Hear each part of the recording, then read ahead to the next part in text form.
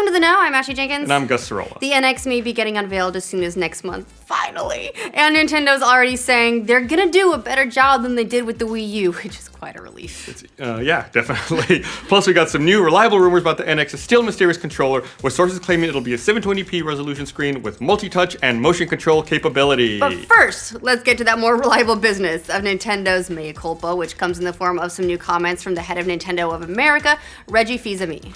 In a new interview with A-List, Fils-Aimé admitted that the company didn't do a fantastic job with the Wii U from a launch, communication, or software standpoint. Quite an admission.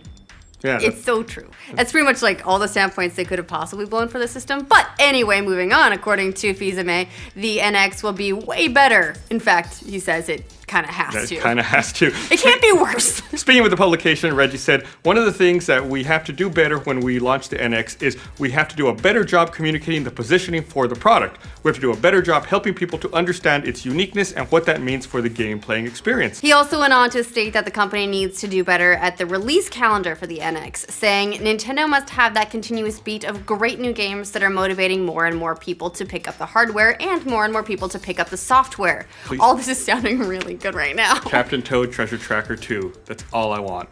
You've got a Gus. I'll buy you've the got a system. Gus, and you've got a Caden.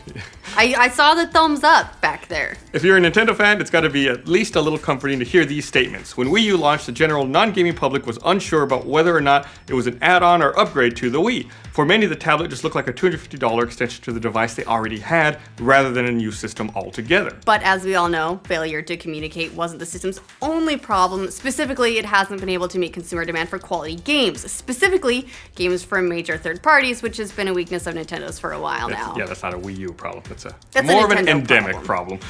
We don't know why Nintendo lost so much third-party support for sure, but we have a few ideas. Back in 2014, an anonymous developer details his experiences of working on Wii U games, and the tell-all was a bit unsettling. At one point, the developer stated that nobody on Nintendo's development teams used online systems like PSN or Xbox Live, so they needed detailed explanations for online gaming features. Ooh.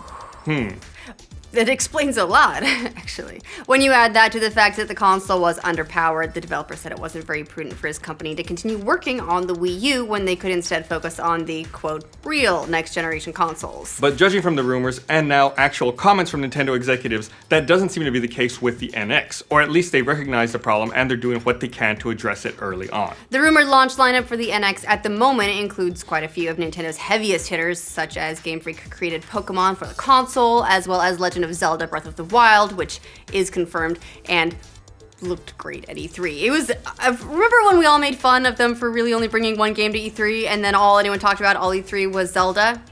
So, focused attention. It worked out. Yeah. Other rumors also place the next Mario game coming in the system's first 6 months, plus a sampling of NX ports of some of the Wii U's best games like Smash Bros., Splatoon, and New Super Mario Bros. But in addition to all the typical first-party stuff you'd expect from Nintendo, there are also rumors that they've cranked the third-party support up a notch, working hard to secure AAA developers and publishers. MCV UK reported earlier this month that Nintendo has so far secured Sega, Square Enix, Ubisoft, Activision, and Warner Brothers for NX games. Hopefully they don't all get canceled this time. While it's encouraging to hear Nintendo own up to the mistakes it made with the Wii U, it's pretty rare for a company to acknowledge something like that. The real question of long-term third-party support will come down to whether or not gamers connect with the NX. We don't know a lot about the console at the moment, for sure, although there are an awful lot of rumors, and we are expecting that to change sometime next month when Nintendo is rumored to officially unveil the thing. But what we do know is that it's a handheld/console hybrid powered by the NVIDIA Tegra X1 mobile gaming chipset, or that's the most concrete information we have so far anyway. The latest rumors. That info comes from a Eurogamer report, which was then confirmed by sources from a number of other outlets. Eurogamer's report claimed that the NX would be a hybrid handheld console with detachable controllers that also uses cartridges for its games. What year is it? They've solved the space problem. It's not an issue for cartridges anymore. They can hold like 32 gigabytes. But they were more expensive. That was always the problem. It was a space thing. That was the thing for a really long time. I like cartridges. There's no loading time. You don't have to worry about them jouncing around when you're on the go. And if it is indeed an on-the-go hybrid, then it makes sense to have a sort of solid state medium. You don't want... We remember Discman, right? Do any of you remember Discman? Please tell me someone else remembers Discman. She's old. Anyway, moving right along, what those detachable controllers actually are is a big question around NX at the moment. How they function, what they look like, and whether or not you'll be able to comfortably play games on them. But one news site is claiming to have new details this week. This story comes from Let's Play Video Games, who said this information comes from 2 independent sources, one of whom reliably leaked the announcement of Until Dawn Rush of Blood a week ahead of time. According to LPVG, the Detachable NX controllers will support basic motion control, similar in fidelity to the Wii Remote Plus, and a form of advanced vibration force feedback. They went on to write, LPVG has learned that these controllers are designed to phase out the Wii Remote over time, featuring much of the same functionality. Players with existing Wii remotes will be able to use them for some multiplayer titles, but not all releases. It's both surprising and not terribly surprising to hear that Nintendo is going to go back to the motion control well, if this report is accurate at least. While the Wii U does offer some support for the Wii remote, it's not the total emphasis of their concept. They were really going tablet heavy on that one. They're probably trying to replicate the success of the Wii, but making it slightly more adaptable for hardcore gamers by allowing the controllers to attach to the screen for more typical gaming experiences on the go.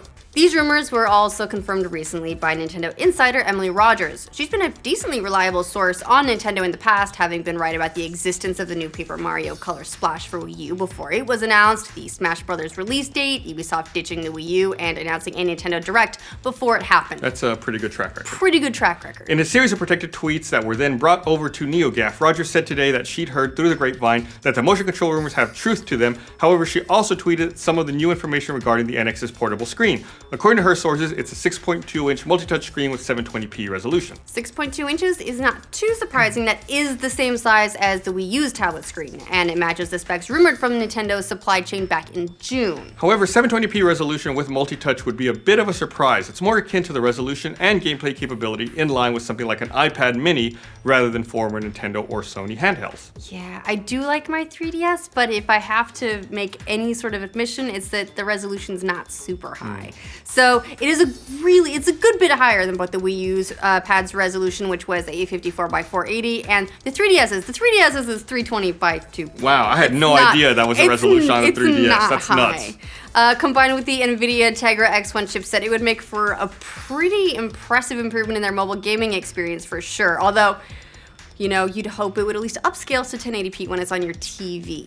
It should be noted, though, that Rogers also said these details came from an earlier prototype, meaning that quite a bit of the design might have changed. Considering it was the same size as the Wii U tablet, that probably means they were using it as the shell, but replaced the screen to be more in line with what they're aiming for. Regardless, we'll just have to see when they finally show us the damn thing, and according to reports, that could be happening just before Tokyo Game Show next month.